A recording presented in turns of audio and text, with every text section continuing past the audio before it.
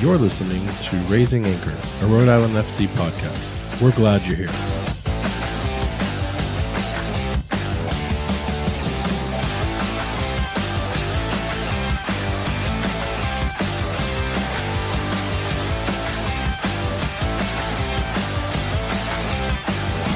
Hello and welcome to Raising Anchor, your podcast and source for all things Rhode Island FC.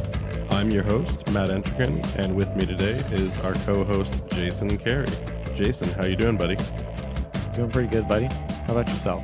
I have no complaints. Lots of news to go over today, but no complaints. The weather is finally not being your typical Rhode Island weather, meaning we can actually enjoy it, and it's not going to change in the next 5 minutes. And I am just looking forward to another excellent show with you. How are you doing? Good. Like I said, just going through the motions, doing the things, keeping capitalism running. That's how we do it. Gotta keep working, making that machine make some money. Exactly. I mean, because hey, listen, let's be honest. This podcast, it ain't paying us. It's not paying me, and I'm not paying you. So. Man, didn't you read the fine print in the contract? I don't. I only skim. Oh, I thought you were going to say you don't read. So I do know how to read, but it's just like I don't got time for that. Nobody does. I tried to look it up on Audible. I couldn't find. I think Audible is the one place where we don't have our podcast yet. I think we have to get like an omnibus. I was just trying to find the contract notes on Audible. No such thing. And Cliff Notes, I don't know, there's nothing there. Speaking of Cliff Notes, we've got a lot of fast and furious things to bring to the listeners today. And I think it's important we start with the big stuff in USL. And before we jump into the largest topic, I think we need to establish right up front that Tom Brady, Patriots legend, 7-time Super Bowl champion, did not buy Birmingham Legion FC. So you mean he bought the wrong Birmingham club? He bought the wrong Birmingham, exactly. I looked at it online today, and like there were the people that kind of read the first word, again, like because Audible didn't read the contract to them. They read the first word and were like, Messi's here now, and now Tom Brady has bought a USL championship club. Did not happen. He bought the other Birmingham. Giselle Bundchen wasn't there to like kind of correct him, make sure like, hey, this is not the one you want. If anything, Giselle bought Birmingham Legion. Like that's just like show him, hey, you bought the wrong one, and with the money I got from you, I'm going to show you how to run the club, another club, the right way. So, dueling Birminghams. Oh man, I wonder if they've ever like had a friendly, like they've come across the pond one way or the other, and like, hey, let's square it. Because Birmingham City's they're still in the championship, right? In the EFL. Yeah. They're one of those clubs that goes up for a season and then comes right back down. Up and down. Yeah. Back and forth. And Birmingham Legion is squarely in the championship for the country that matters here at USL. But that'd be fun. Birmingham, if you haven't squared that away and had a little cross the pond derby, you're missing out on some marketing right there. So again, we're just dropping freebies episode after episode. But so Tom Brady, not a partial owner in the USL, not yet at least. Maybe one day, but not yet. Looking forward to Patriots legends Drew Bledsoe. See what team he's going to buy. I don't think many people could. How many people do you think like keep track of ex-Patriots players these days? Like. After like a season or two, do you think that they still follow every move that they do? No idea. But would you believe me if I told you I used to have a Drew Bledsoe jersey? I feel like this is a trap question, so I'm going to say yes. I will believe you. Long time ago. Anyways, what else we got going on here? So in other USL news. So it sounds like New Orleans, the NOLA project, is back in the running to be joining the league at the USLC level sometime around 2025. Originally, this was an announced project that they were going to be looking for the partners, the location, and that there was going to be a little bit of delay. So there was very much an interest in bringing soccer to the state of Louisiana and New Orleans specifically. But they didn't have all the plans worked out yet. Kind of like how, like if you think about Rhode Island FC in 2018, like there was an announcement, there was an effort, but the tangible stadium and player parts of that design hadn't been built yet. And it looks like they're a lot closer to some version of putting players on a field somewhere. And this may be an effort to bring some direct competition to. I think there's going to be an uneven number if one of the clubs that's on hiatus returns. I'm not quite sure yet, but NOLA is definitely back in the mix to begin competitive play in 2025. And that's really exciting because if you look at a heat map, Louisiana actually doesn't have representation in the soccer federation right now. Like, I think Houston for the Dynamo would be the closest soccer experience that they could have. And nobody wants the Houston Dynamo as their soccer experience. I mean, not even Dynamo fans, right? Yeah, that is one empty stadium. It's funny with the Dynamo too. Like, they're such a bright color, so then like when you see those bright orange seats just empty, it's like, ooh, come on, buddy. That's not helping anybody. But so you have NOLA entering the mix, so they join all of the other all of the other clubs that are expansioning into the USLC. So you still have the Milwaukee group, you have the Iowa group, you have us, of course, and I think when we last announced the Arkansas group, I don't know that it's been confirmed that there'll be a USLC. I still haven't seen I've seen the announcement that they'll join the USL, but because of all the shakeup with everything else that's going on, I think that maybe some of the championship rights in terms of buying an expansion club into the championship, that might be getting put on some sort of evaluation now, because there was other news that if Tom Brady, if one of the GOATs of football was buying a team, another GOAT was not also buying a team in Akron, Canton area of Ohio. News broke that that area had announced a USL expansion in like the good old Goodyear Rubber Bowl area. Home of the blimp, by the way. Fun fact. Love me some blimps. Nice. And if I could ever be a captain of a blimp, that would have been the ultimate dream job, Apparently you can just put that on your LinkedIn. I mean, there's only like 4 captains, I think, on the planet. And like, who are they going to... They might actually come for you. They'd be like, you are a liar. Do you know how hard we had to learn how to float? Come on now. But yeah, so before anyone jumps onto like the Akron connection, people are already like, is LeBron connected? So he's going to sell his shares in Liverpool to get in on this USL party? Well, hey, I don't know if it's a conflict of interest. I mean, again, different... No, I mean, I don't know if there's any... FIFA Club World Cup would probably be the only time where that would actually break out. I don't follow him well enough to know if he's actually got any soccer interest. Maybe. He has soccer interest. He was watching Messi when he debuted. I mean, and he was there for the game, right? He wasn't there for the popularity. So people were already like attaching like, oh, this is LeBron's like side project. No, nothing like that's been announced. So no Tom Brady yet, no LeBron James. And if you hear anything otherwise, it's just someone trying to grasp at straws at the moment.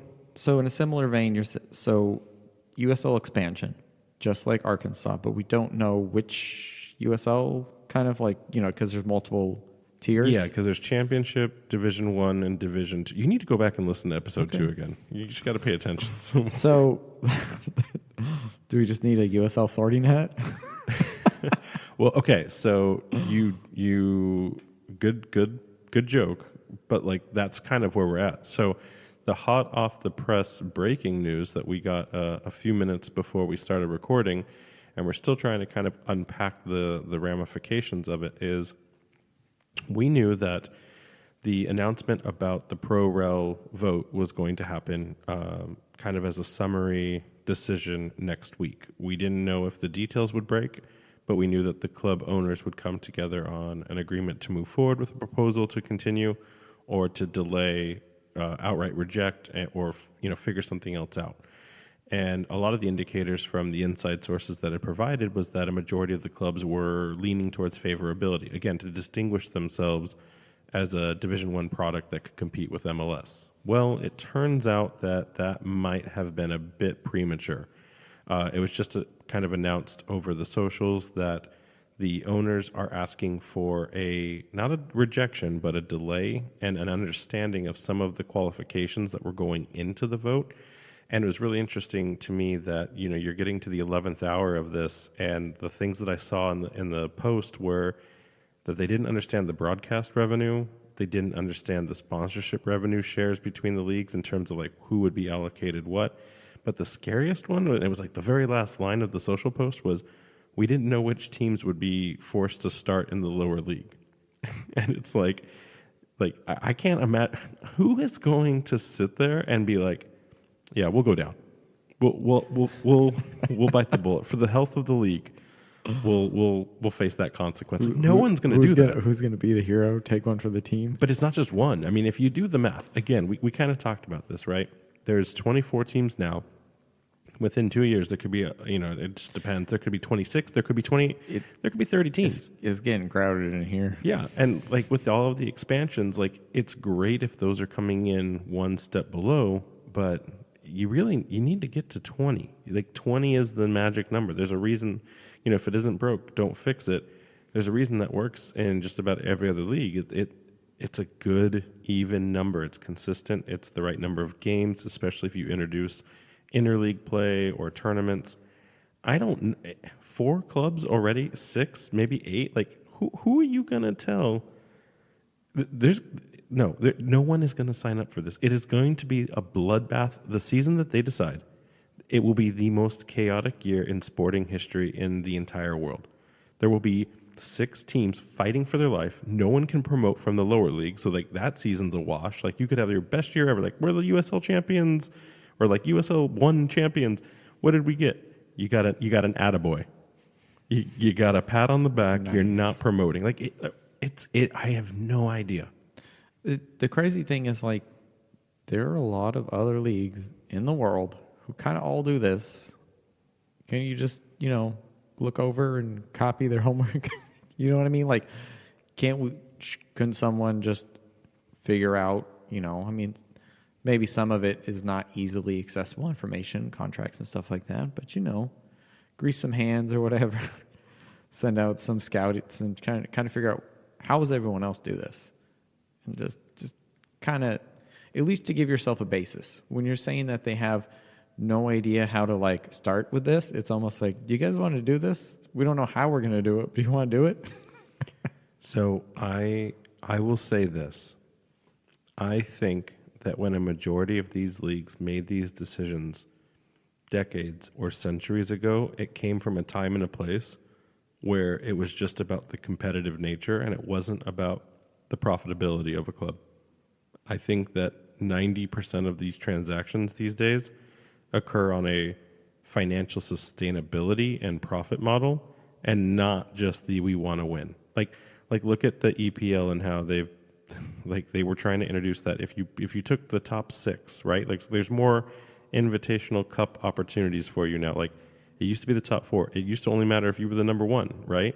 Like today in the age of competitive soccer and in the highest league, it's really more about finish mid-table and try to do a good job because there's usually predicted winners. I don't think it's this winning mentality that probably existed that propped these leagues up 60 to 180 years ago, whatever.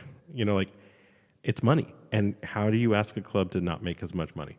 Like as a business, like that's people's jobs, that's people's livelihoods, that's the city. I mean, what if the club falls down and then the city loses interest and then you lose mom and pop shops? Like there are ripple effects, and that's probably why the MLS honestly has never even socialized this idea.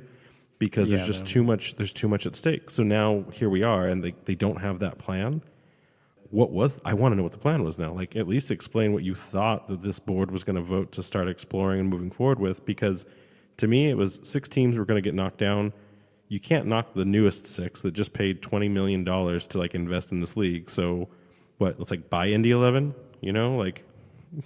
Sorry, I was Pittsburgh. You did really good 2 years ago, and you've never lost or had a bad season, but this is your first time having a bad season. You got to go down. I definitely hard sell. I just don't know. The only way you could do it, in all honesty, the only way you could do it is have a lottery draw.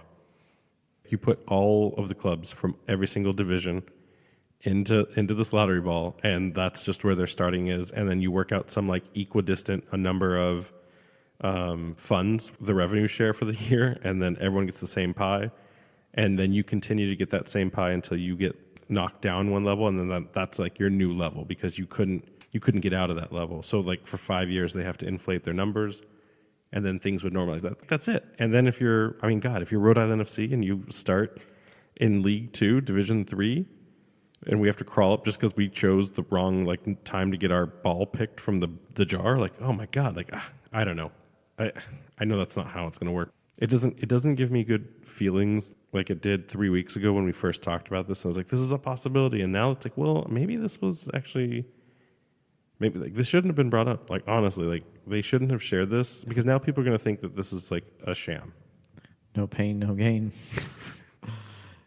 You got to suffer in the bottom leagues to really appreciate those top leagues. Yeah, but or you just stay on top and you never know that's that shame. You never know. You pass that on to your grandchildren, you know, like be born into the riches. Back in my day, my club won every game, you know? I don't know, but it definitely I have concerns where I didn't before. And it's not that I'm worried about our club per se, but I am worried about the competitive nature of what they're going to make as decisions for this product, for the sport. It's not what I thought we were signing up for in that spirit. Yeah, I think it's one of those things that initially sounds really good, but is probably going to be, I'll have to have a lot more thought put into it.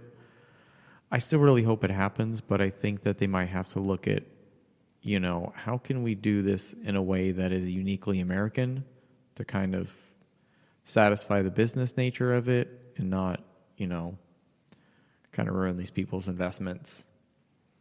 Agreed. It's going to be an interesting time. I almost feel like we've brought the level, like the tone down on this podcast for the first time. Like, I know we speak suspiciously at times, but like this one was like a real like, oh man, that's not fun to talk about. So I say, before we jump into the real news, I need to tell you a story because I think you have a story to tell me. We were talking the other night about the Mandela effect and how I thought for like 25 years that Sinbad filmed a movie named Shazam with a genie, and you instantly knew what I was talking about. But that movie doesn't exist. I know. I thought it existed too. I still think it does because like there's no I can vividly remember Sinbad in a genie costume causing some Sinbad hijinks, and I don't know if I've blended like First Kid and Jingle All the Way into like Kazam. I don't know. I'm not sure where it is, but you had a fascinating theory. I mean, I think you've unlocked the secrets of the. I think as soon as you say this in a recorded device, this is done.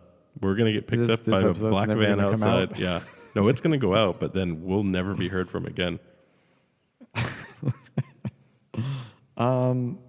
So you know how like in time travel kind of movies and stuff, you when you go back, you create ripple effects by changing the butterfly, things. Literally the butterfly effect. Yeah, I've never seen it, but I've heard about it. There's like several versions of it, and it's you can't read. I was gonna say it's a book. I'll get you an Audible one for Christmas, buddy. I know how to read. I just choose not to. I like that you keep defending that, by the way. Allegedly. But so, you know, I say that this movie did exist. There's enough people out there who have like these shared memories. Supposedly it doesn't exist. Someone for some reason went back, changed it, and we still have knowledge that it happened because at some point it happened in our timeline, but now it's just not there. It's gone. They erased it. So listeners, but you can't get rid of the memories. Jason's theory on time travel is that it's used for the purpose of retconning or removing things that will not throw our natural timeline into pure chaos. So it's just to make slight adjustments to things that shouldn't have happened or they didn't really matter. So you're basically saying Sinbad wasn't important enough to make Shazam. That's what you're telling the world right now. Look, I don't know. And we've used time travel rather than making our society a utopia to just take that off of the books. Yeah, we can't do that. It doesn't work. They tried it already. Kazam was too powerful, and they were the only nope. people with time travel powers, they're just trolls. Terrible. terrible. Listeners, if you think that there's a Mandela effect moment in soccer, we would love to hear it, because we started talking about this. Like, how could we tie this into the podcast? Do you mean VAR? You thought it was a goal? I didn't see it. Didn't happen. That's too fresh, though. The Like, cameras for the... No, I do. So, hey, I know this. I swear this wasn't rehearsed. I know the Mandela effect of soccer, but in the sense of like what the referees didn't see. It's the hand of God. The hand of God is like from the officiating side. We all saw it. We know. But from the referee side, they still to this day go, that wasn't a hand. That was all head. Oh man! All right, well, let's get back into it. So, we've talked about the USL news and kind of some of the things that's going on, but let's get into the club news, because there's been a lot of stuff going on the club side as well, and we don't want to run this pod too long with talking about Sinbad, even though we could have an episode dedicated. I hope Sinbad shows up at RIFC one day. By the way, I bet he's a listener. Oh man, subbed and subscribed. Maybe he bought those stickers. So in the news for Rhode Island FC, there's a couple of interesting things. So one is they bought a bookstore. Buddy, they bought a bookstore. You're gonna really have to pick up that reading pace. What kind of books are they gonna put in there? So they didn't buy a bookstore, but they did buy the storefront where a bookstore was on Main Street in Pawtucket, and they're going to use that to expand their offices. They literally share like the same wall, and they're going to use that to prop up either more space or a retail like storefront. I'm not sure which one they're going to lean into for that. They haven't really quite said yet, but they're just basically expanding in the building that they're currently at. So that's exciting. I hope it's a storefront that's like dedicated and not attached to the office, so you can kind of go in as you need to. You know, the front office doesn't get bombarded with like, oh, hey, I'm here to get a scarf and tryouts. Where are the tryouts? So we'll see what that does there. And then in other news, quickly related, I want to touch on this because I know some listeners are going to like just groan, but McCoy Stadium, it refuses to die. Jason, this stadium should have been demolished at least a year ago. They couldn't get it done. They were still working on the funding. Then they said, hey, let's send the old girl out with a bang. They wanted to go do fireworks. It rained on like 3 of their firework dates, so they've pushed all the way back out to September. And now a billionaire wants to try to buy this freaking stadium while they just want to make a high school. And we've kind of talked about it real fast. But what's interesting to me is that this hasn't died. This continues to like hang on by life support. And the idea behind it is that if they can move the high school to the Apex Pyramid site, that there could be a joint functionality to supporting both a baseball stadium and the new high school that they need. And what's interesting is that the high school would make more sense at the Apex site because it'd be more like centrally located from the east and west sides of Pawtucket that the river splits. But there's not enough space to build the high school and all the amenities that you would want, which is what you need McCoy for. On the other side, I could easily see them demolishing McCoy, putting a new baseball stadium on the Apex site. I think there would be some space issues, like the field wouldn't quite fit, so you'd have to kind of do one of those things where like you're basically, there's no outfield, you're just hitting it into the water. But like, I started thinking about that. I was like, man, if this guy bought McCoy, that would accelerate the entire Tidewater Landing project. Whether or not he invested in Rhode Island FC, that could be really exciting, and that could finally get people, the naysayers, like off of our backs. We could just get all of that infrastructure built, and we could have 2 great sporting products in the middle of, downtown Pawtucket. Like, I don't know. Does that excite you, or is this just more like Russian billionaire talk, and like it's just a distraction from other things that are going on in society? I mean, maybe they see this as like kind of tied in, like, oh, hey, if a soccer team is going to start up here, there's going to be a lot more interest. If there's that the housing project gets completed, like this could be the new happening place to be. And if there is maybe, a desire for some old baseball, little bat and stick stick and glove ball, whatever they call that thing. American classic sport, you know? And it's a classic. It puts you to sleep. I'm just kidding. I love baseball. Actually, I really do enjoy baseball. They sped the game up. Yeah, I actually really appreciate what they did. Yeah, I can actually get a game, and even if the score is 1-0 at the end of the day, like I can still have a good time with it. So I apologize for all the baseball fans that I offended, but soccer's still the superior sport. They've already unsubscribed. It's too late. But so anyways, it's interesting because I'd be really curious. Like we could take advantage of that, but at the same time, we've seen this shell game played before, and I think we've been accused of it ourselves as the soccer group. So it'd be interesting to see how that shakes out. And then in the rest of Rhode Island FC news, so I wanted to make sure we had a chance to read the presser that they announced about some of the additional acquisitions and personnel that they've brought on, because it's going to definitely tie into one of our next stories. So do you want to educate the population on kind of what Rhode Island FC has been making as far as moves in the front office?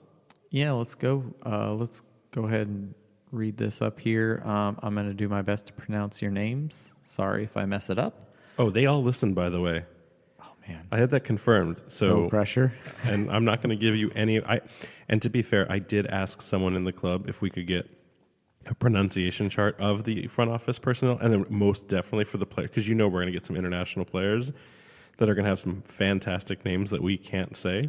I'm not too worried about that. As someone who's been watching soccer for a long time, so I just need these people to go play a game, and we just need Ray Hudson to say their name as they receive the ball and make a pass. And you'll just remember it forever? I'll have it. It'll be nailed on. All right, so we got some more acquisitions here. Rhode Island FC has hired 10 additional front office staff over the last 2 months, including a director of ticketing who has previously held a similar role with the Florida Panthers, a director of corporate partnerships with the NCAA Division I experience, and a director of digital media with international soccer experience. In all, Rhode Island FC has created 15 front office positions in Pawtucket and has hired 4 full-time members of the club's technical staff. So we got Brian Kim here, the director of ticketing. He joins Rhode Island FC after working with the Florida Panthers, the NHL's reigning Eastern Conference champions. Before working at NHL, Kim worked with Phoenix Rising in the USL Championship. And then we have Frank Mitchell, the Director of Corporate Partnerships. Mitchell is coming to RFC after working in corporate partnerships for the Holy Cross Athletic Department in Worcester. He's responsible for overseeing the creation and growth of Rhode Island FC's corporate collaborations. I love a good collaboration. The best. What do you like more, a collaboration or a collusion? Well, it's all about the collusion. Not in my IPA, boy. All right. Continue. We've got Ben Raymond. Sorry, I'm trying. Director of Digital Media. I'm going to say Raymond. Raymond? Yeah. Yeah, silent I maybe. It's the two N's that throw you off. Yeah. So he is our Director of Digital Media. And then we have Mary Kelly, Senior Manager of Human Resources. And also Stephanie Caleri as the first Grassroots Marketing and Community Relations Manager. She's a longtime Rhode Islander and highly regarded in the state's youth soccer community. She most recently led marketing for Soccer Rhode Island and served as the Executive Director of the Barrington Youth Soccer Association. So what do you think of those that's all like kind of the leaders that have been brought on, right? Like your directors, your senior managers. I think that the ticketing pickup, I mean, that's amazing, right? Like, so we already know someone that has USL championship skills, right? Because like sometimes these don't transfer. You can say you were in, the Anaheim Ducks, and it's like, okay, but like, does that mean the same? Or, I guess in this one it's the Florida Panthers, right? I should have just used what was in the presser. I don't know that that's always a one-to-one relationship, but the fact that this person has done both of those things, I think this is a really great pickup. I think all of these people actually are just, again, like the right people getting brought in for the right reasons. Yeah, I think like I mentioned last time, we just, everything we keep making, from what I can tell, it seems like we keep making the right decisions. We're trying to put the right people in the right places. So, No, yeah, I'm excited, and Stephanie is definitely going to be one of the people we're excited to reach out and connect with as the grassroots, marketing and community relations manager. She's going to definitely have a big part to play in connecting the people and the communities to the game itself, and then also kind of working through us to help us get information out to you, the listeners. And some of the stuff she's already giving us is helping us kind of stay ahead, even though this podcast is like 4 weeks delayed by the time you hear it. Yeah, I mean, it sounds too like that experience she has with the youth soccer community could be huge too. This is a brand new product. We want to get the kids interested and like have a goal like, hey, this is a team I could play for here in my home state. It's one of the first questions that we want to ask her. Definitely, is kind of like, what is your youth history here, and where do you see it tying into Rhode Island FC? So. We already have an interview kind of lined up to reach out to her, and so she'll already have to have answered this question. So by the time she hears this part, like hopefully you answered this question the right way for yourself, Steph. So so who else? So that's not all of the numbers. Yeah, so what else have we picked up? We got a few more. So let's see. We have Caitlin Alfonso, the manager of ticket operations, Christian Martinelli, ticket agent, Brendan Ridlin, ticket agent, Laos Teixeira, who apparently is already stalking us on Discord. Yeah, so he's definitely been giving information out on the RIFC Discord and kind of keeping people alerted to what we can expect when it comes to ticketing and seating strategy. So that's awesome that we've already kind of started to see a presence in the Discord. And then one more ticket agent, we got Rachel Zingerman. So that's interesting. So we have our entire ticketing team ready to go. Like when you think about, you have the director, you have the manager, you have all of your agents, and then on top of that, you have your corporate partnership kind of established. To me, that says like, hey, we're aware that we need to get ready for ticket operations, which is a perfect segue into what they announced just yesterday. And so for those of you listening, even though this will be literally days before the event, it's going to be really exciting to announce that the season ticket membership conversion for the inaugural 2024 season will actually officially kick off on August 29th to begin the seating selection for where you want to sit for the Bryant University games. So at Birmingham Stadium, this is not, at least we don't know yet if this is also connected to how you'd be selecting your seats for the Tidewater Stadium in 2025. My guess is that will be a separate event, and they'll probably have to work through kind of the logistics of understanding who came first. We kind of shared that on the last episode where we didn't really yet understand how that would be designed. But here's a quick rundown of things that should have already happened for listeners that are connected to the ticketing event. So one, if you did purchase the season ticket deposits before the 22nd of August, so that is supposed to be the rundown time. I don't know if that number will change. That's just kind of what the front office has floated to us as like insider knowledge. But if you have registered for season tickets, you should have at the earliest received an actual email from your dedicated ticket rep. So one of the names that Jason just read out should be your assigned ticket specialist. And then you'll be able to, from there, you can either take a link that's going to be provided to you and go directly to SeatGeek to set up your RIFC account. Or if you don't want to go that way, you can go through the RFC's direct account link and work through creating your account on that side of it. I'm sure the ticket agents will be there to help with any troubleshooting or any questions or problems you may have. But remembering that SeatGeek is its own third-party app, so they're, I don't know which one's going to be the better one yet, but following those directions. So that's by August 10th, and then by August 18th. So if you're coming in late from like that 22nd window, this may not be as applicable. But by the 18th of August, you'll receive an email for your ticket seating selection window. So this is going to be a timed event. We don't know the amount of time between windows at this moment, but based on when you placed your season ticket membership deposit, you'll be assigned an opportunity to select seats at Birmingham Stadium. The interesting thing about this is that if you intend to want to sit with family or friends, you can't select your spot and then have it guaranteed that, like, you can't do like a placeholder for those individuals that you want to sit with. You'll actually have to wait until the latest person in your party's window opens up, and then you can all select seats together. Your window does not close at the end of the window. It just continues to run until the moment that you select. But of course, as you're waiting to have that friend or family member catch up, other people can be selecting seats that you may want. So, I think that's pretty straightforward in terms of picking up your options. I'm really excited to see what that looks like. I can tell you, for listeners, if there's any opportunities in terms of issues that you're having, the first thing that they would recommend is just check your email inbox, your spam folder, just to make sure that nothing's getting directed to the wrong place. That happens more often than you would be than you'd expect, I think, in this day and age, especially considering Rhode Island FC is a new club. So like your spam filters may be like, what's going on here? But if that's still the case and you're not seeing your emails come in from the club and you know you bought those season ticket deposits, you can call the front office directly at 401-955-RIFC. That's 401-955-RIFC, or 7432 if you don't like letters.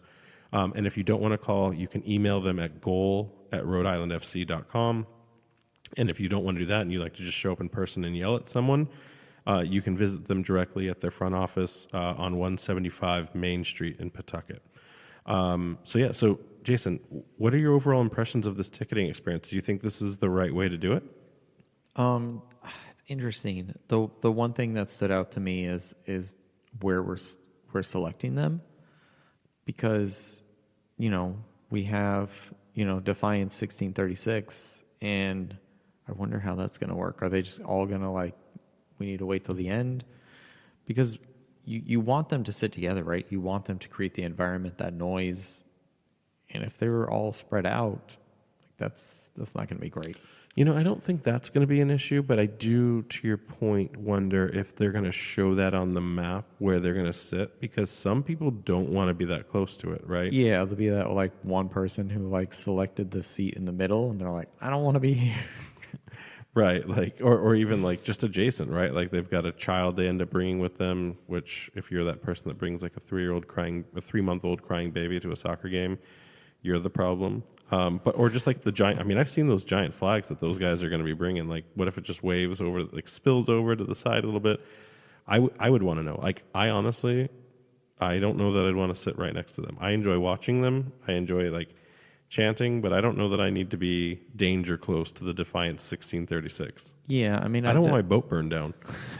I've definitely had a lot of fun being in those supporter groups, but there are times where just I want to watch the game and have a good time. I want to go to when you go to Costco or BJ's, I want to sample the Defiance 1636 from time to time, and then I want to go back. I don't want to buy the whole thing right up front. They're too intense. I'll be honest, guys. I don't have what it takes to be a Defiance member. I don't have it in me anymore. It's 20 years too late for me. Yeah, it's a little late for me too. There, I can dig deep and I can find that energy sometimes, but it's not for 5 minutes, right? Yeah, it's not an always on kind of situation there.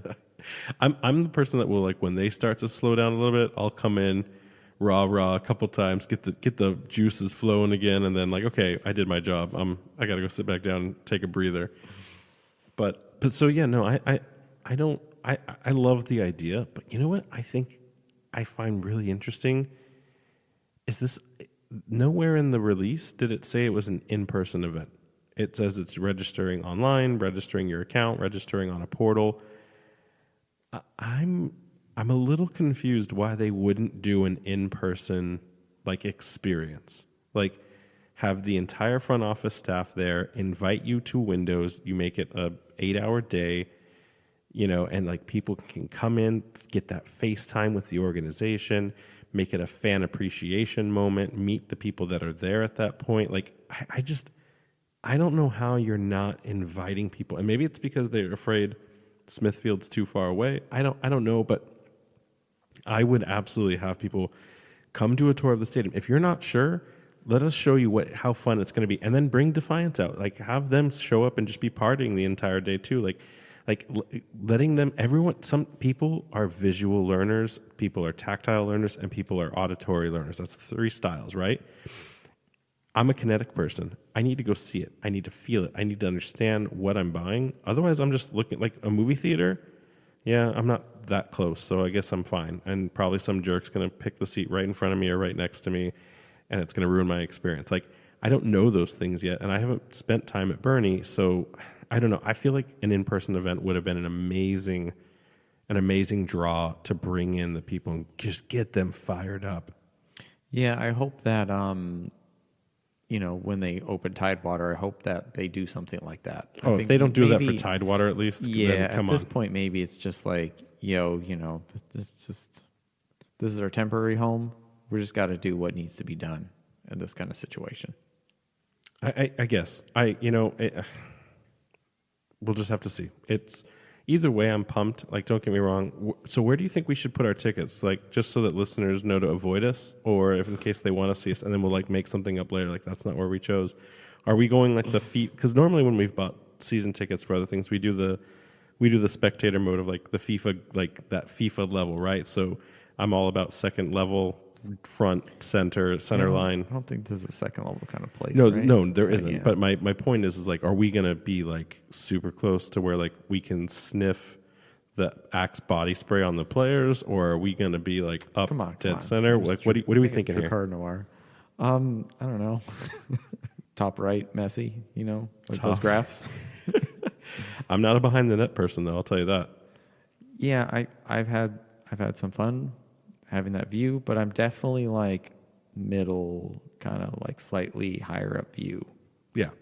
I'll be towards the back. So for listeners, if you want, I don't know numbers yet, but I'll be as close to the center line, dead back, and Bernie, A32. So Bernie, I don't know which way the sun hits, but Bernie does have like a press box on the main side. If I can use that press box to give me shade, I will literally be the row farthest back against that wall. Maybe I'm going to find that row because that's a headrest spot. Maybe I shouldn't be saying this on this podcast. Everyone's going to go for my seats now. Dang it. They're already gone. Listeners, if you get my seats, let's talk a barter, trade out, and we can make things happen, okay? I'll give you one anchor. I've got a sweet set of stickers I can give you guys. But okay, so that's the exciting news about the season ticket membership conversions and kind of assigning your seats. We don't have pricing, obviously. That's something that's going to probably be announced closer to the date. So looking forward to having that information. We'll probably already have picked our seats by the time the next podcast goes live, so we'll be able to share where we landed, and hopefully there's some really great stories being shared by everyone that listens. Having said that, let's get caught up back on track. How's the USL doing? Looks like some stuff has happened a bit here. We've got, a wide range but some teams have some games in hand. There's definitely some ups and downs. So who's still at the top of the table across both conferences? So on the East, we have Pittsburgh. So Pittsburgh's still commanding lead. Yeah. Okay. So in the West, we still have Sacramento as well. But the big news was that the teams that we picked played last week. I don't know what you're talking about. I'm pretty sure it was a bye. I don't know. Where's that time travel? I need Sinbad to wish that game away right now. So even despite Rio Grande's 5-2 victory over the Locomotions. The Locomotions. How dare you throw insulting shade at my team's name when I'm still higher up the table than you? Yeah, no, they didn't move places. They have a game in hand though. They're pretty close. If they won that theoretical game in hand, it could bring them up. So Okay, so we give us the top 8 in each one rapid fire. All right. So and by the way, I did get some feedback from a listener that they were like, "Hey, I don't know the names of the clubs yet, so saying just the city isn't enough." So, okay. Make sure that because they're like Pittsburgh, like what? Who's Pittsburgh? Okay. So in the Western Conference, we have the Sacramento.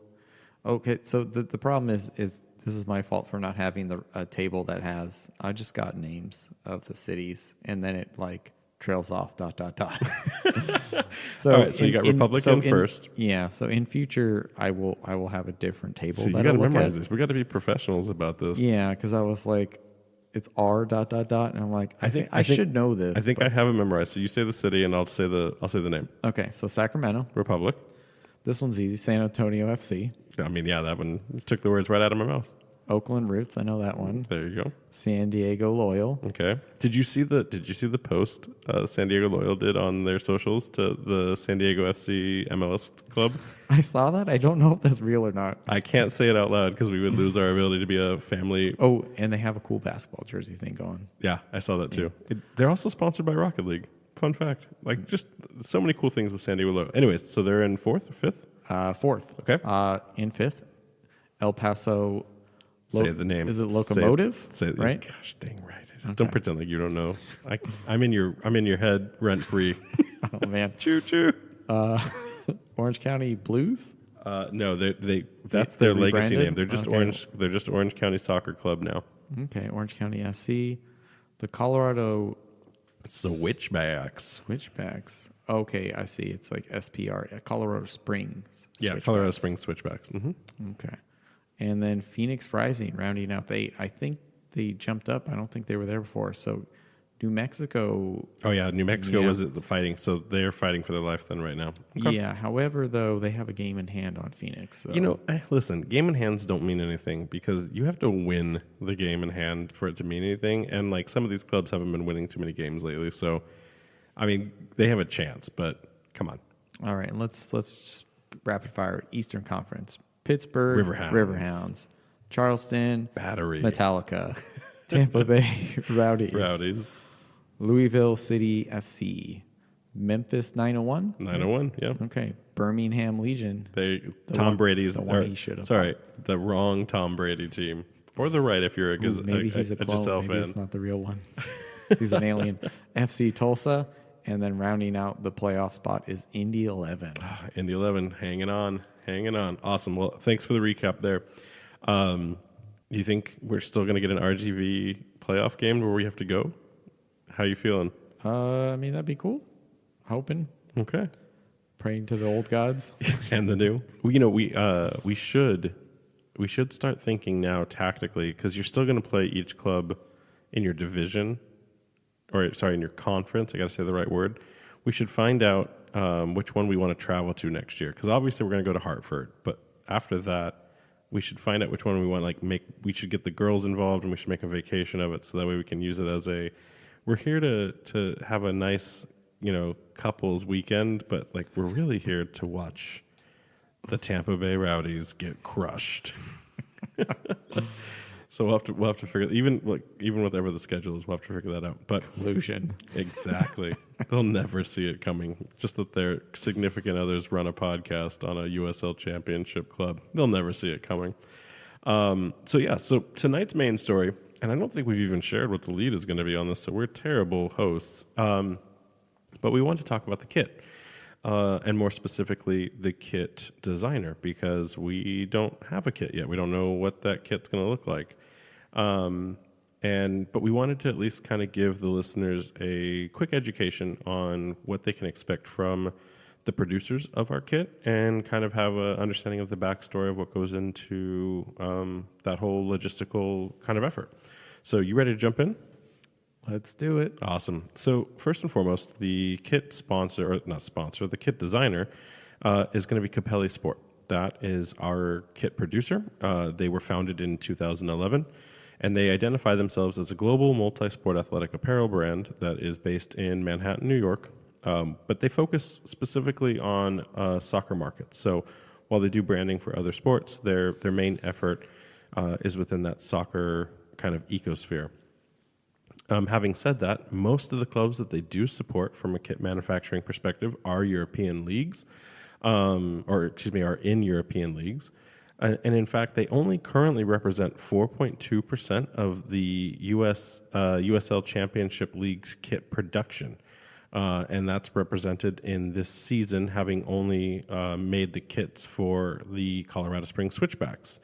It was really interesting when I saw some of the breakdowns on how kits work in the USLC, I was surprised. I thought for some reason that this would be like only one brand has all of the clubs because it's easier for revenue sharing and it's easier to like build brands out, but that's not the case. Yeah, that's actually uniquely an MLS thing as far as I know. I don't know of any other leagues where like everyone just has the same.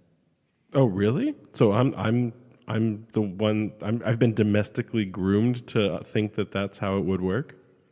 Potential. I mean, so if we think about the English Premier League, what Manchester United has like, Manchester United has had Nike, Adidas.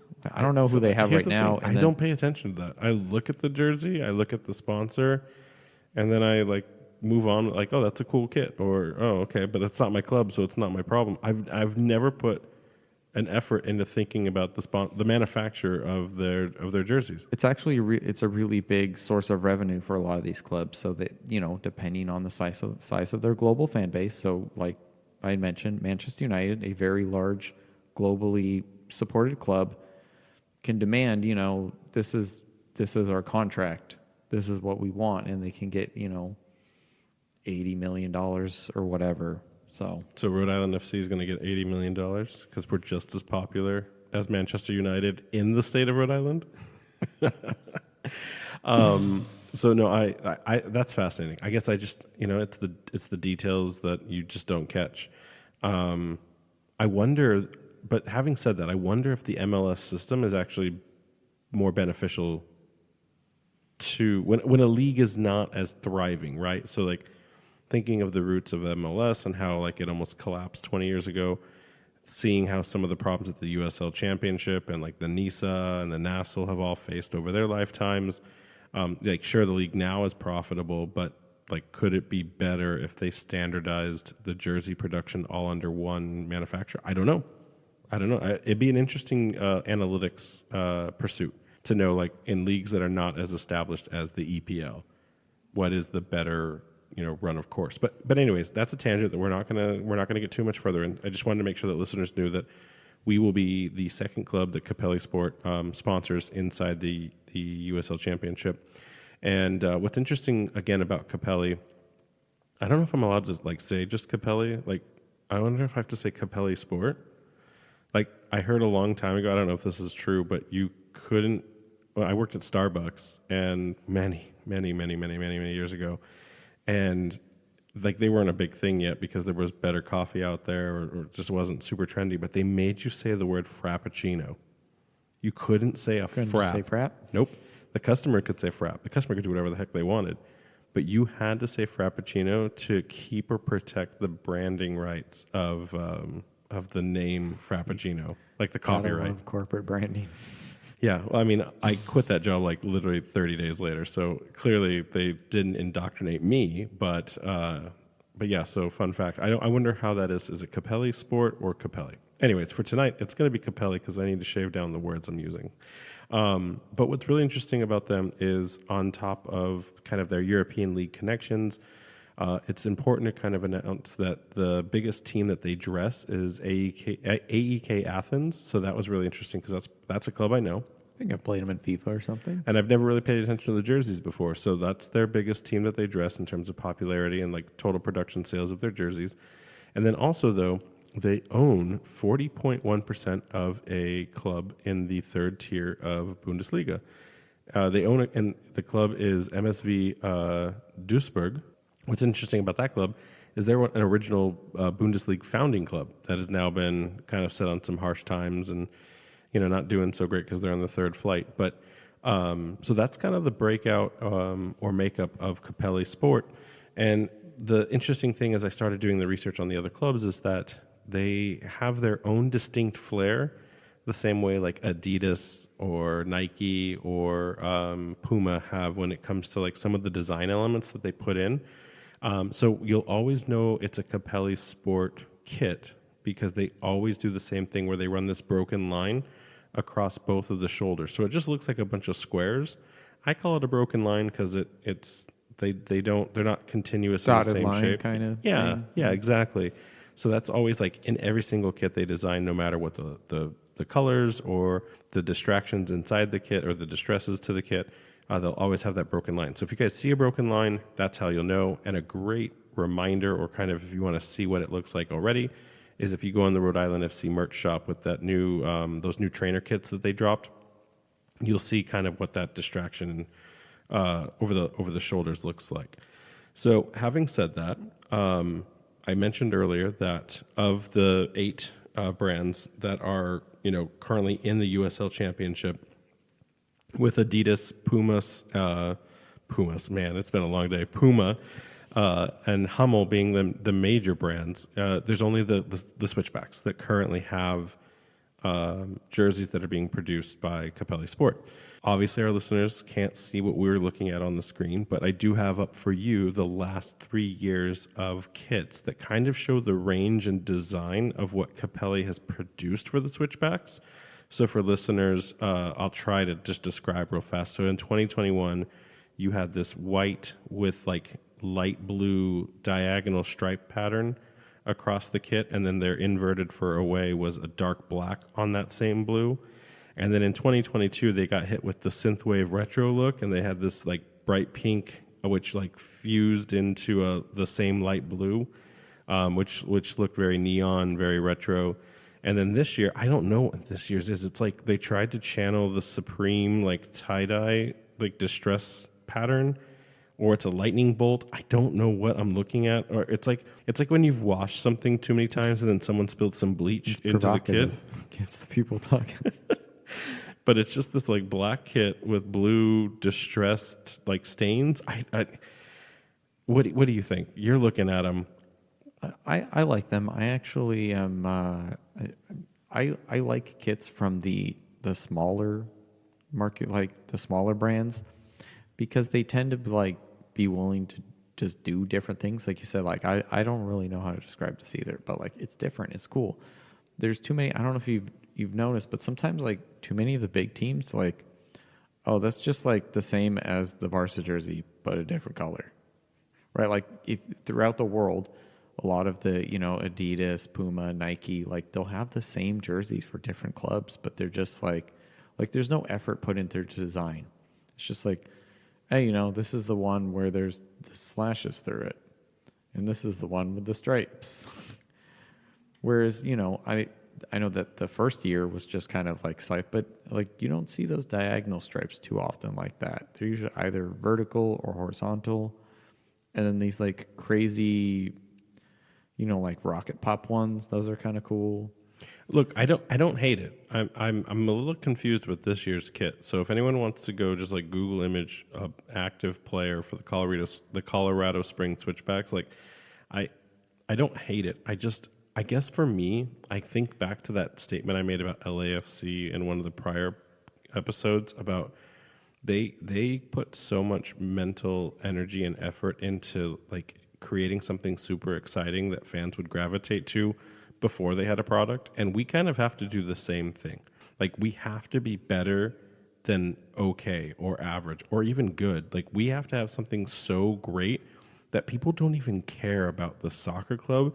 They just want to wear this because it looks really rad. Like that's the level of expectation we have to set with this team, with this producer. Well, yeah, I guess I should preface. I mean, like I'm really hoping that we have like a really kind of simple and clean kind of like home kit. But I'm always down for like an alternate or away kit that's a little bit nonsense. You have the like, especially because like I really like our colors. I like our crest a lot. To let that shine, I mean, like just I don't know, like a nice like clean like that blue with the crest, our sponsor, and like honestly, you need anything else really at that point. And then you get your third kit. I don't know, maybe we tap into some like local artist or something. And we have to tap into the RI Rogues and Providence City FC groups that have those amazing kits with all of the local vendors like Borealis, PVD, like the Revival brewing kit where the shark is coming, the Jaws. Ooh, yeah, that'd be sick. Like it's almost a borderline bicycle, like cycling trek kit, but it's not. It's still soccer. Like, and don't get me wrong, like those brands are identified as exclusive to Rhode Island soccer. I don't think people could name a player on those clubs. Maybe the women. The women are doing really good. The RA Women's Rogues group is doing a really good stuff. But like, they've created a brand. They've also created a precedent, like an expectation on what could be delivered. That is too chaotic for, I think, a league, like a soccer league, to have, like when you talk about production costs and everything like that. But like, the expectations are high. I don't disagree with you. That can be the third kit, like that orange for Orange County City or Orange County Soccer Club, where they have the oranges on the jersey. Oh, just do that, like, but instead of oranges, a bunch of anchors. Right? Yeah, like you could. You could do like I understand. It'll match our ridiculous anchor tattoos we don't have yet. But the simplicity, to your point, of the design has to be so good that it just elicits a natural buying reaction. Like, I need that, and I don't feel that the Switchbacks jersey that I'm looking at right now entices that kind of excitement. So I'm hoping that they get this right. I mean, they've been doing everything else pretty well, so like they've been getting a lot of things right. And I agree with you. The colors are prepped to set up really well. Here's my question. Would a sash look good with those colors? Because you've already got like that shoulder kind of almost looks like a rank. So it's like that Navy sailor vibe, especially with the amber, gold, orange, yellow we have. Would you put a sash on a Rhode Island FC jersey? Oh yeah, I'm down. Let's do it. Little sachet? Mm-hmm. Okay. Any other like standard elements that you think could be incorporated? I mean, most teams tend to kind of change them yearly. So, I mean, you could have, 1 year simple. You could have the sash. We could even mess around with some stripes, I see sailor stripes in our future. Yeah. Like, that's the chair you're sitting in is a sailor-themed chair, and it is striped up the yin-yang. I see stripes in our future. Like, sure guarantee bets. Like, yeah. This is going to happen. We're striping. We're striping, boys. We're striping. So, okay. Yeah, no, I agree. We're really excited. I hope that that's something that they can start unveiling soon. I imagine that's been in the works for a while. Again, it'd be really cool to have like a jersey unveil kit, like launch party, right? To all the season ticket members that converted to purchasing tickets, inviting them to the guild, having that party, having that excitement. That would be intense. That would be insane. So I do want to touch base on the jersey costs. So we've talked about the design, we've talked about the history of the manufacturer, but one thing I want to make sure that we get a chance to share is kind of what you can expect as a listener on the cost of kits, at least at 2023 pricing models.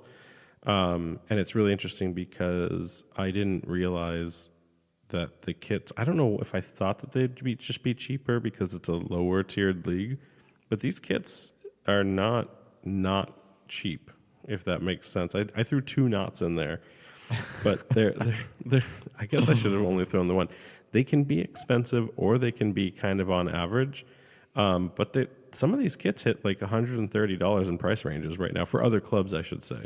Like, does that take you by surprise? A little bit. I would think the average would be a little lower there. You would think like the highest tier would maybe be at 100, and you could get a regular kit for maybe around 70. But like, there's quite a few clubs that are selling over $75. I think like, 85 is I think 85 is the league's average, and the Capelli Sport kits at the Switchback, they fall under that price range. They look like they're about $85 for the current kits. That retro kit, the what'd you call it? The popsicle? That I forget already what it was. You had a really cool name. That's why I was just trying to remember. I guess it's a real thing. I know, and that's why I wanted to know more about it. But that kit's going for $100. So there could be these opportunities where like they have their baseline kits and then maybe some rarer third kit or something that they really splash out on is more in the triple digit range. So I don't know if that's inflation proof. I don't know if that's a league minimum expectation or like maximum for a new club, but for anyone that's thinking about buying a jersey, like that's the thing to start thinking towards in terms of saving for one. But they are the Capelli Sport kit is on par with the current league trends, no matter which other jersey manufacturers are being used. So that kind of also makes me think that it's up to the club itself to decide the prices. Rhode Island FC, don't fleece us. Don't you dare fleece us on the first year. Fleece us after you've won a trophy and we got to go get that star and put it above the kit. Like, don't you do yeah, that? once we're hooked. Yeah. You gotta ease us into the addiction, okay? You already have 2 scarves out in the store club. I have both of them. You just gotta bring me into the waters gently before you drown me, okay? I will never be able to financially recover from being a fan of this club. Pushing you right into the deep end. Oh man. Walking that plank. So hey, listen, this is a short episode. We're not here to do an hour and 60 minutes. I guess that'd be 2 hours, but we're not here to do that to these fine listeners today. Especially if we're struggling. This episode is. I blame Sinbad. I'm putting it back on Sinbad. He has used his genie magic, and we've broken the space-time continuum. But speaking of timing, how about you let the listeners know what's going on for the club and for the supporter group? What's going on in their space?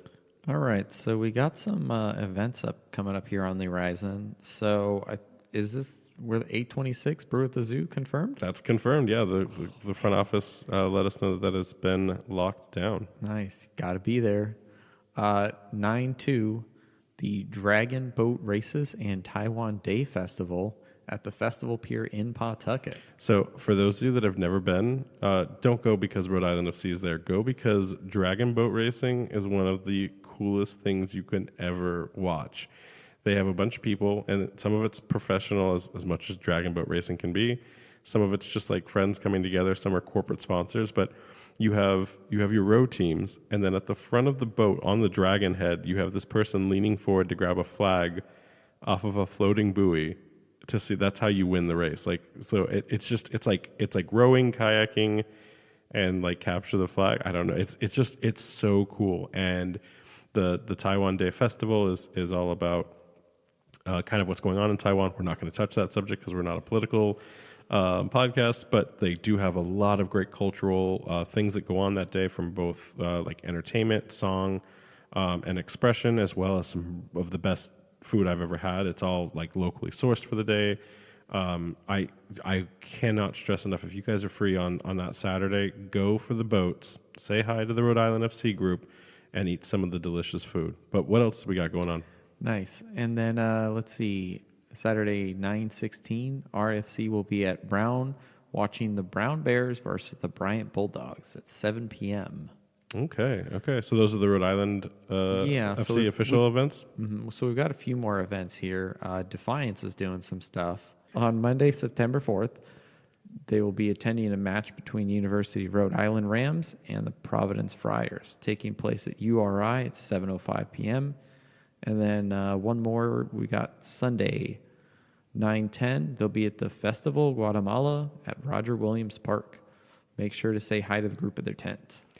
So we've got a lot of college soccer that either Defiant or Rhode Island FC is going to be at, and then we've got some festivals. We're making moves here as a community as a whole. Like we're getting out there.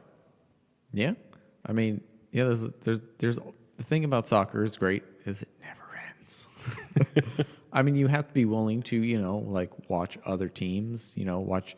Speaking of which, your national team too, limping out of the well, so again, this one will be by the time it comes out, we mentioned. So who knows what at this point, though, we said last week that the women were running tall, and then this week Carly Lloyd goes full Alexi Lawless and complains about the heart and spirit of the team, and I don't know. I don't know. We'll see what. We'll already know at this point, but it'll be. Are we time traveling? Go back and put some money on the Cubbies. Yeah, no, I agree. So those are the events that we got going on, and then we have a couple of listener questions. One of them is going to be really difficult to answer now, given the state of the state. So from listener Michelle. All right, so Michelle wants to know winter tryouts. We would like to know ourselves too. It would help with our planning of scheduling. We asked the club on a weekly at this point. Too is since we're a little behind on posting these, we don't work for the club, we don't know, but as soon as we know, we will let you guys know. We may have to cut into an episode if we're like cataloged ahead of time, like as a spoiler alert. Breaking news. Like after, if you listen to the metal ending and like after the guitar solo clears, then we'll just drop it there. So this will make listeners have to listen beyond the end credits. We could do. It's like a spoiler, or not a spoiler, one of those end scene credits, you know. Yeah. What else? Oh, and then we've got for what? So again, Steven, we really appreciate this question, but we kind of already explained it. I don't know. Yeah, so he wants to know when we'll know if Pro Rel is coming and if there is a risk we do not play in the USL Championship and have to start in the lower league. So first of all, it's a great question. Yeah. Because no one has come out and said that we would not, but no one has also said that we would automatically, as our tenure in the league is a younger team, we may have to face that consequence. No one has said anything of that nature, but with the news earlier that we shared about Pro Rel being kind of put on a delay, we were further from the truth than we were an hour ago. Yeah, so with that being on hiatus, we don't know. They've got a lot more details to iron out.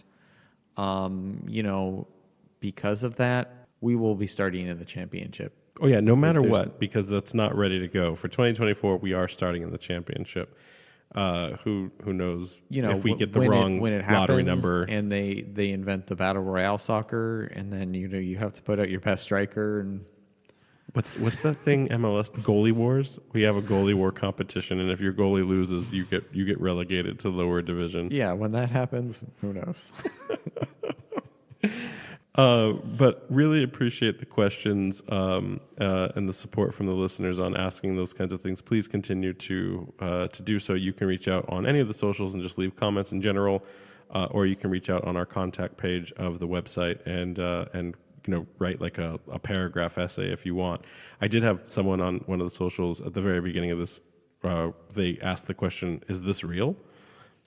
So it's kind of last time I checked, I was a real boy.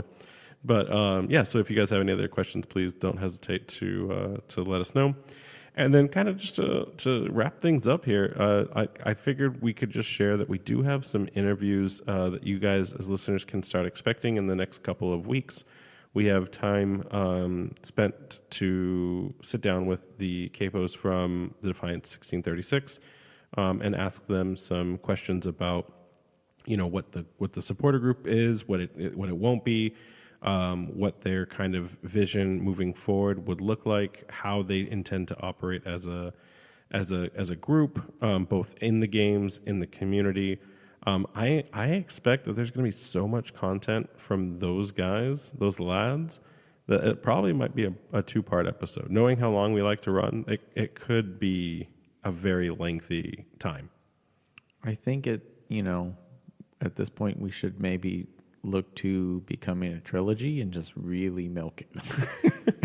I mean, those guys will talk. Go full Peter Jackson. I could ask Urban to give me a Spanish version as well for our listeners that would want to hear about the club in Spanish. Me no hablo español. You speak a little bit. But yeah, so anticipate that we'll have a robust dialogue with the supporter groups coming soon. We're going to interview them at their home base at Craft Burgers and Beer. And then we have some interviews slated with some of the front office members who have graciously, volunteered that they'll spend time with us to talk about the club. Still have to get the bigger fish in the founders and owners and coaches. Those are being set up and scheduled, so anticipate those coming in the following couple of weeks after that. But just really excited to continue to bring this group and our listeners Rhode Island FC content. Jason, what are your closing thoughts today? Another good episode. Was it fun good? time? I don't know. I feel like we tangented a lot. Well, I mean, we have to sell it as good. I mean, the listeners continue to say that it's another episode of me saying nonsense and you keeping us on track. And I am not keeping us on track if we're running this long. I've also derailed spectacularly, but oh man. But those locomotions. How dare you? Always derailing. Do we meet again this season? I swear, I'm gonna drag you somewhere and put you on public shame when the locomotive runs you over. When we show up at a random bar and demand they play a USL game on TV. Hey, that's how you know you've made it. Oh, and then That's do how you know shots you made it. for goals. Wine shots. Wine shots. But all right, well, we're just getting crazy here. So, how about you let the good folks know where they can find us? All right. So you can find us on X. Is that what they're calling it now? That's that name is not changing. It is. Oh yeah, he's X. got some giant logo. That Oh, yeah. just flashing lights everywhere. Didn't he steal someone's account that was named X too? It doesn't. We're wouldn't giving be him too much surprised. attention. Yeah, So we have one of those things at RFC Podcast. We are on Threads at RFC Podcast as well. Instagram at Raising Anchor, and a website www.raisinganchorpodcast.com. Got some merch on there, but again, not going to push it. Just look at the socials. You'll see pictures if you like what you see. Someone Splash found out. it, bought some stickers. Yeah, we already sold some stickers. We also do have stickers, flyers, and business cards to give out to anyone who wants to kind of help support, spread the word. So if that's something that interests you, or if you just want a couple of extra free pieces of swag that you can help share the message and the love that is Raising Anchor, don't hesitate to reach out, and we can hook you guys up. But in the meantime, Jason, Anchor's up, buddy. Anchor's up, buddy. Talk to you guys later.